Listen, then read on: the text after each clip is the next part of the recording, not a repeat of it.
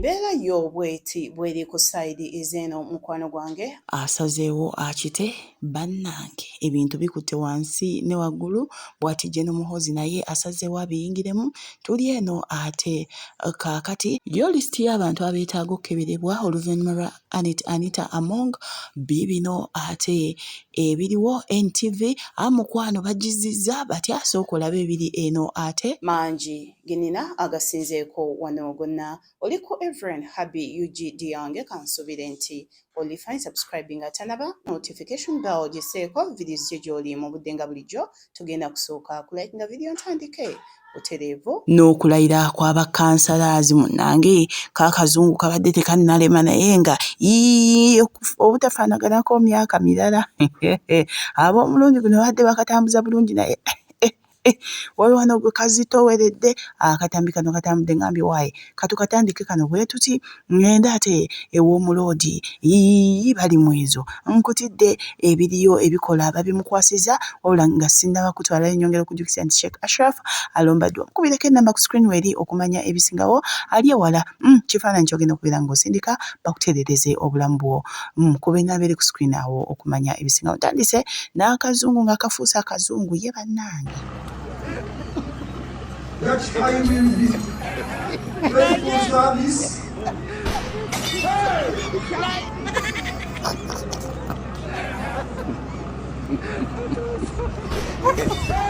That I will be faithful and bear through borders without being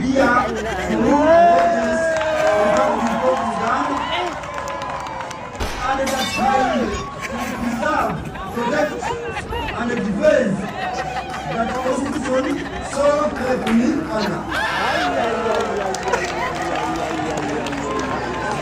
Akazungu kayinza okufuukira akazungu naye kaatabukidde musajja wattu naye nga kasita yabirayidde wabula olunaku olweggulo Lord Mayor yalayidde nga si mulala ye mukulu bali mwezo era nga kangwa wano kattini nnyo ate tugenda.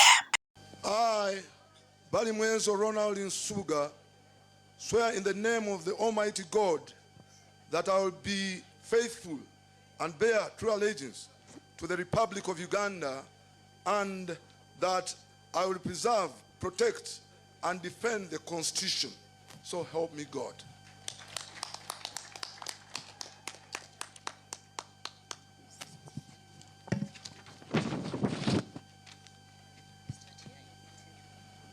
I, Bali Mwezo Ronald Nsubuga, swear in the name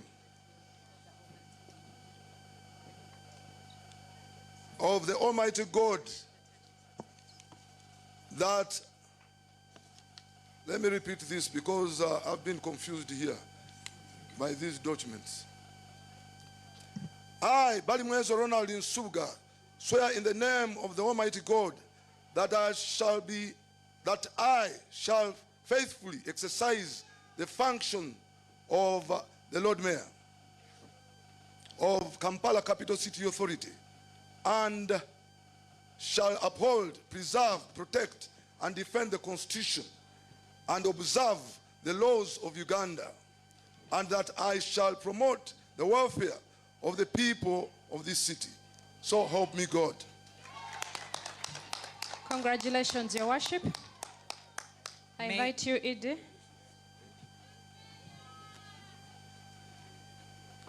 Congratulations, Your Worship.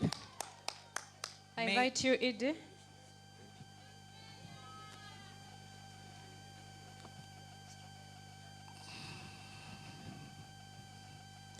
I, the Executive Director, Kampala Capital City Authority, now officially invest you as the Lord Mayor of Kampala Capital City Authority. I also now hand over the instruments of power.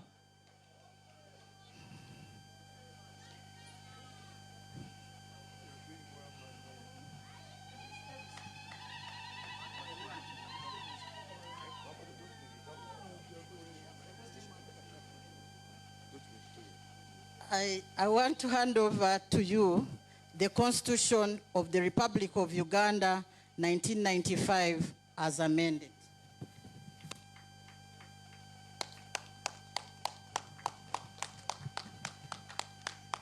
I also hand over the Kampala Capital City Act CAP 195.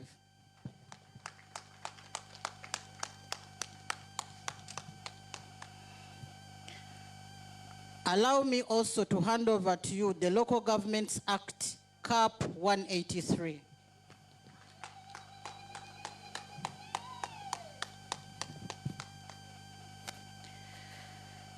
I also hand over the rules of procedure for Kampala Capital City Authority Councils 2024.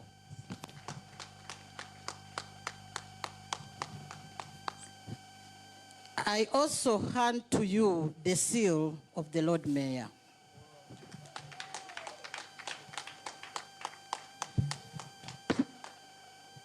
From here, we will proceed to show you where the office is and some of the items. Then you will come back and talk to your people, your worship. Bwebatyo omukulu we bamukwasiza ebikola. Congratulations Lord Mayor Bali Mwezo, tukwagaliza ekisinga naye nga mukunja tasira obulwadde bwamutadde ku kitanda nakuleetera ng'alajja n'akaaba. Aba National Unity Platform bamudduukiridde. Twalabika omukulu Lubongoya mu ddwaliro sokolabe ebigenda maaso eno kattini ate tubire nga tuvaayo mukwano gwange. Naye buli kintu kyonna kyonna kasita kibeera kumpi n'omutima kibeera kiba kyakwanguyirwa. Omuntu n'akibanyisa complete ndowooza.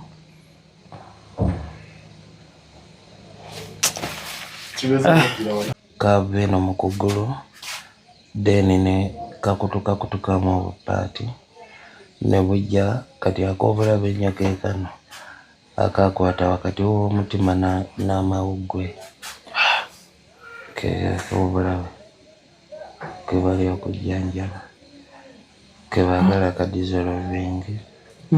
Oli kumpiso apart from this? Mpiso n'amacupa. Kuolwo tugenda eruweero. Embeera gye yatabukira ku Monday. Embeera gye yatabukira ne kwe bayita okuzirika. Omukanga gumpeddeko. Ne baazirisa mu ddwaliro lyeyo. Naye eddwaliro lyankuba eddagala lingi. Kati nga bo bagamba mbu balabye malaria. Saabadde na malaria. Kyali nti kino ekitole ekyali kikutte wakati w'omutima n'amawuggwe kyali kizibikidde nga omutima sayidi emu yeri gye takyapaasinga. Kati Honorable Ssekabira oyo yatuyamba nnyo nabadde ngenda kufa mu bintu eby'okusaaga. Kuba ye yatuweereza ambulance. Bwe bamubuulira nti mukunja ali eyo embeera etabuse. Ambulance zaalingawo bimanyi batugamba amafuta galinnye. Tufunyemuko okulemererwa ab'emikwano abasawo wano mu ddwaliro wendi. Omulimu gwe bagukoledde ddala bulungi era ntandikidde ddala okufunawo enjawulo. Naye ebbiiru yali n'eddwaliro bw'ogitunulako abo bokka baali bajjanjabiddeko mugana amalwaliro be basobola okutegeera kye njogerako. Ninawo poloti yange, ettaka lyange eryo liri Nakifuma awo abasinga mulimanyi kwe mbadde nzimba n'enju naye tennaggwa. Omuntu yenna asobola okulitugulako okulingulako. Mbadde nsaba ojje okwatagane n'abana abandiko tufuneyo akasente ebisigadde obujjanjabi mbufunire waka. Kubanga buli lunaku lwe twongera okusula wano ebyaddala akadde kagenda kutuuka nga bbiiru w'ogigamba omuntu nga talina ngeri gye tetulina we tusobola kugyetandikira. NUP etubeereddewo nnyo, mwebale nnyo bataata n'emikwano gyange miyaayu. Embeera bwetyo bweri ku sayidi ezeeyo. Ngenda kuggyako wano bwire katono bagamba naye tugende mu biguddewo mu maaso awo mukwano gwange. Naye Mukama sooka weebale, Mukama weebale. Ne banaye Mukama otutene kalangwa. Mukama kati ne bannamwandu kakati mukaaba. Nedda bannamwandu bakalangwa mukaaba.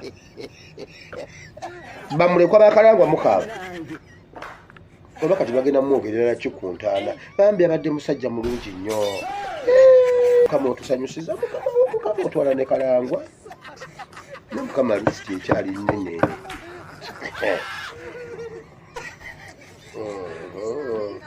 mukama tukwebabaza kubanga munnange obikola tuba tulyawo atuzukukira mu ssanyu ebale natufiirwa omuntu waffe ne mudda mu kuzina kalangwa yabakola ki mulyoke muzine tewali atagenda kufa tewali atagenda kufa Mama, how are you? How are you, Madam Concerned Mother? Simanyi oba badde omuyita mutabani oba omuyinako oluganda naye ffe tetugenda kutya kugamba omuntu oyo kalangwa abadde mubi nnyo n'okusinga ki kyolowooza era obwo obukolimo bw'enkoko bwoleese n'obuziga bwa ggoonya tebugenda tukolako genda onyigire mukama katonda eyamututte ffe tetukuyinaako buzibu era ne mukama katonda atuuse omutwala ng'alaba enough is enough singa abadde mulungi nga bw'osuubira singa waali naye yalwawo omutwala twagala muwulire ku bulumi bannayuganda be bawulira tokimanyiko nakimanyako nti mutabani wo abadde alina abantu be yali asse tokimanyiko nakimanyako nti mutabani wo alina abantu be yagoba ku ttaka tokimanyiko nakimanyako nti mutabani wo assa abantu abasukka mu 10 n'okusoba obulumi awo bwo bannayuganda bwe babadde bawulira kakati njagala mubuwulirireko fenno bookabira obuziga bwa ggoonya tuli gumite tuli cumite tuli yumite tuli pyumite tetwagala kumanya twakaabakaaba dda emitima gyaguma ffe kati okufa tukulabanga nakyo tukulabanga okulyokke twagala mutuuke emitima gyammwe gigube nga omuntu wammwe ne bwafa muwulira ddala nga kya bulijjo nga kye mutukola abantu baffe babatta abantu baffe bafiiriddeyo mu makomera abamu baliyo mu basement babajjamu enjala battibwa nno nga tebalina adde omusango gwe bakoze okulwanira ensi yaabwe kakati ojja wano okaaba obuziga bwo bwa ggoonya obwo waali baddewo baako byokola nogenda nolabirira abazzukulu oyo kalangwa muleke yagenze gone the dead is gone ffe kati bookaabira bogamba tujja kiro zaako kati nze newe bambikira sawo ne bagamba mukyalo waliwo afudde nsooka kulaba kalangwa nga bamuziise nonno kwe kuguma kwe tuliko essaawa eno so kati wali badde toleeta sympathizo wano ojja kunyiiza abantu bangi bakuvumire bwereere ogenda okera ku makya ku intaneti ng'otrendinga n'abaana bo nebbaawo so kati biveemu bino byabajjeno tojja bisobola ojja okaaba tukole tutya gomanye amaziga ge tukaabye omanye amaziga ge tukaabye ng'abantu baffe bafudde tetumanyi kibasse gwe nno wammwe mumanyi n'ekyamusse yabadde avugisa malala n'atomera yes nefe abaffe bafa mu butuufu omuntu n'abanga mulamu leero ng'ayogera nga bwe njogera n'agera ku makya ng'afudde niweebuuza omuntu oyo kyekimusse oli n'avaayo ne yeewaana bakyafa nnyo kati tubakolere kimukwana bw'obanga oyagala kunenya tonenya munnayuganda n'omu kubira katonda essimu gwe kyoba omanya kalangwa wabanga abadde muntu mulungi aliwo akatonda bw'atyo bw'agamba ku sayiri ez'ogamba otyagenda maaso mu comment section obeeko kyotugamba singa obeera okiina naye nga ku lisiti y'abeegwanyiza entebe y'obwa sipiika omwami Alion kwali omubaka ono wa Alion waliwo lwe twalabanga atabukira ne sipiika Anita Among naye nga munnange aliko wano byatuwa wabula jjukira TV ya NTV baali bagigenda okubeera nga munnange ejja ekwata amawulire mu Parliament awo ku regime ya Speaker Anita Among awuliddwako ng'ategeeza ebigambo bino kati nnyo tugenda. Welcome, by the way. Since November last year, there has been censorship of the media here in this parliament. Since November, NTV was censored. Why? Today, officially, I have brought in myself, NTV. You're most welcome. From the gate, nobody should block you. I found the police had blocked you. The 11th parliament where Anita Among had the powers has been dissolved. There is no press censorship here. The press, you have to report A as A, B as B. I mentioned and I said, I am going to be the Speaker of the 12th Parliament of Uganda. If not me, somebody else, but not Anita Among. And now that I have another candidate, who has joined the race. He's a good man, and I'm ready to battle it with him.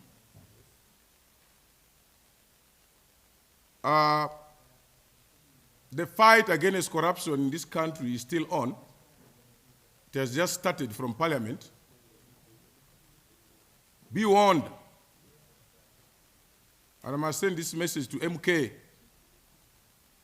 that the next move should be, and is going to be, Ministry of Finance from this week. Ministry of Finance should get ready. Auditor General should get ready. We need to clean up this country without fear or favor. We need to be corruption-free country as Uganda. Back to Parliament. My message goes to MK. We need to clean up this Parliament. The 12th Parliament should be a different Parliament for this country. We want the clerk to Parliament to be checked, to be investigated, none other than Adolf. We're also calling for the office of Director Finance of Parliament, who has been the only coordinator of Anita Mong in the entire system. Director Finance, Mr. Onobwa of Parliament's office must be checked. We are calling for Office of Director Communications, Chris Obore of Parliament, to be checked against corruption. We are calling for Department of HR of Parliament to be checked. The leadership of Anita Mong employed over 500 staff illegally here without any job advert, either in the newspapers or internally, not there. We are calling Head of Transport and Logistics, Director should be checked. How much money is spent in a month in the names of washing cars, buses? Where are the buses parked? Where are our vehicles parked? Who owns who? Who owns what?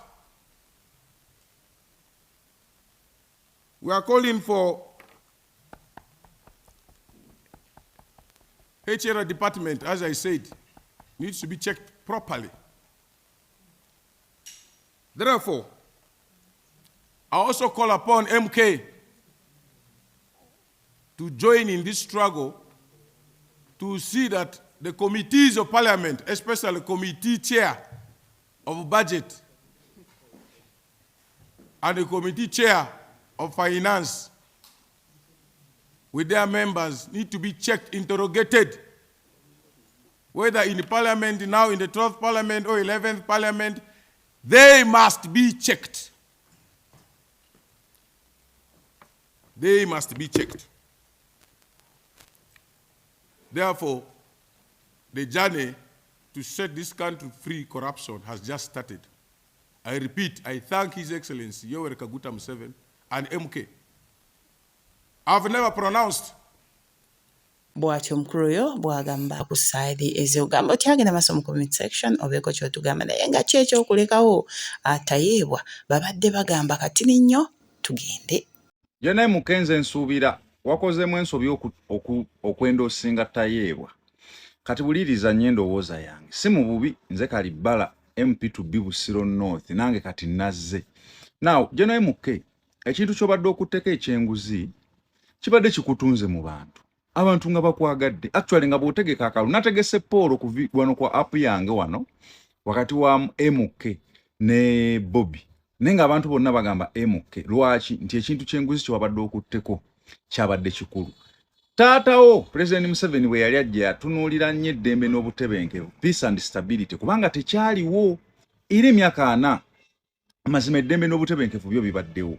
Wabula eddembe eri abantu balikozesezza bubi ne batuuka atokoleramu ebikyamu ebyo mwe mubadde enguzi. myaka 4 Uganda nesigalira emabega olw'enguzi kubanga ssente zonna ezibadde zibeerawo ezifunika ezifulumizibwa okukola emirimu nga zonna zibbibwa abantu mu kweyubulanga ggwe ali mu layini y'oku succession oba transition n'okwata ku kyenguzi ekibadde kiremye President Museveni amazima abantu ne bakubikkula ne babikkula emitima gyabwe ne bakuyingizaamu n'otandikira ku Anita amonga abantu ne bagamba kale n'ojja ng'owaga ttiimu ye ewaga batugamba kino tugenda kukwata ku bano ne tugamba kale okwenda osinga tayeebwa obeera ng'avudde mu fulampeni ate n'ogwa mu muliro kubanga tayeebwa ate abadde akola ne sipiika byonna nga babikola babiri era nga sipiika agamba bw'ava ono yaddawo batambula bonna buli kimu nga bakikola babiri amazima gali nti ono abadde a defendinga buli omu abadde a defendinga munne in the public nga buli omu a defendinga munne okuvayo n'ogamba ekifo kya Jacob Oboth obwa deputy speaker bwa mukyala weewalanga nnyo ku level gy'oliko okubeera nga weekontradictinga naddala mu abantu bagenda kutuuka ekiseera okole tweet bagamba oyo bitweet bye tebiina makulu kubanga otweetinga ekintu ate gwe wennyini ne weekuba engalike ate nga mu ngalike gye weekuba abantu mwe babadde bakwagalidde tayeebwa muyinza okuba mumwagala nnyo nga wagamba is your brother is protected naye wabadde osiba omutima ne mumutuuza wansi ne muga tayeebwa for the good of this transition and succession abantu okunnyingiza mu mitima debbali tunakufunira position endala bw'atyo ye bw'abadde ateesa ku side ez'ewama gwe ogamba oti agenda maaso mu comment section obeeko kyotugamba naye nga wadde nga Kabanda yayita mu munne speaker Anita abo boolaba baali ba mukwano ng'ebibye nabyo si birungi wadde nga ye General Muhoozi amutegeeza mukwano nedda munnange tugenda kusooka wano mukuwe Kabanda ng'alojja oluvannyuma lw'okubeera nga munnange byatuusewo talina mirembe wadde era nga munnange agamba obulamu bwe buli matigga buli matigga butya baagala kubeera nga bamutta obubaka bwo abufuna weewaawo General Muhoozi agamba soma busomi linnya lya muntu atiisatiisa olabe kyensobola okubeera nga mukola yumanyi oli omwami General Muhoozi kwatava ntwalako ng'olutalo alukoze wakati we nani n'omwami Gashumba General n'amugamba gwe era Gashumba n'amuleka kakati omwami ono agamba ebigambo bino kati nnyo ate tubenga tuyongera mukwano gwange mugasinzeeko wano weewaawo bamutegeezezza tugenda. The stress is too much. You see people insulting you, abusing you. You're not going to reveal any secrets. You keep with them, but you feel like pouring out, yet you cannot. A person tells you, this person is the one who's running General Muhoozi's account. This person, that document he has read, that is his concoction. He never got instructions from General MK. It was not blessed by the president, the head of state. And many calls are coming in. Many insults are coming in. We have families. I don't know whether we are still friends, but politics is like a football team. Even if your son, if you are a coach and your son is part of your team, you do not keep your son in the team even after he has been injured. You have to replace him. Because if you keep your son in the team, he may end up actually injuring another part of the body. And that will make your team lose to the other team. Kabanda is working for Achifo, or one minister, but Kabanda, unfortunately, everyone knows now that you cannot be trusted. Nobody can ever trust Kabanda, not even his mother. Era Kabanda, I don't know, for whatever it was worth, it better be worth it, because Kabanda agenda tukanga talina wanywa mazzi. It better be worth it. Aza obeera nga bamuwa ssente naye nga omusajja it's his downfall. Kakati ye ayinza okubeera ku kabampaani asanyusa boss, but nobody can ever, not even his own mother. And his time is coming, and his karma is gonna be so bad because what he did is like murder. Sebo oba nnyabo kankwanjulire Sheikh Ashraf Dembe ono nga yajja okutereza obulamu bwo gwe ali mu ggwanga Uganda n'ali ebweru w'eggwanga teweeraliikirira gwagenda kuyamba bw'ati ky'oba okola sindika ekifaananyi kyo obulamu bwo bubeerenga buteera ky'olina okukola kuba ennamba eri ku screen awo ennamba eri nonti 7763711 obeerenga otereera byonna ebikusumbuwa ye Sheikh Ashraf Dembe okutereza obulamu bwo nkiddamu enamba eri ku screen awo okumanya ebisingawo asangibwa Rakai ye gwe ayagala okubeera nga omanya wali kuba enamba eri ku screen awo mwogerezeganye tojja kwejjusa.